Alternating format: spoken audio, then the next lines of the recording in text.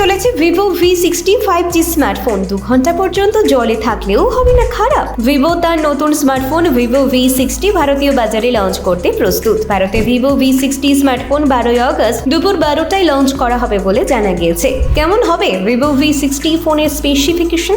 ফোনটি 3টি কালার অপশনে পেশ করা হবে। অসপিসিয়াস গোল্ড, মুনলিট ব্লু এবং মিস্ট গ্রে অপশনে আসবে। প্রসেসর হিসেবে ভিভো V60 ফোনটি স্ন্যাপড্রাগন 7 জেনারেশন 4 চিপসেটে কাজ করবে। এটি 12GB র্যাম এবং 12GB ভার্চুয়াল র্যামের সাপোর্টও থাকবে। Upcoming Vivo V60 phone fun touch OS 15 এ চলবে। ফটোগ্রাফির ক্ষেত্রে ভিভো V60 ফোনে দুর্দান্ত ক্যামেরা পাওয়া যাবে।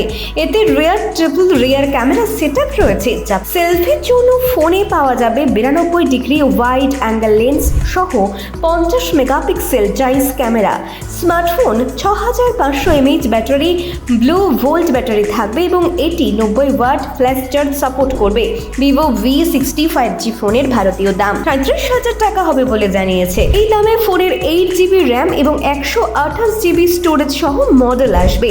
লঞ্চের পর এটি বিশেষ করে ফ্লিপকার্টে বিক্রি করা হবে।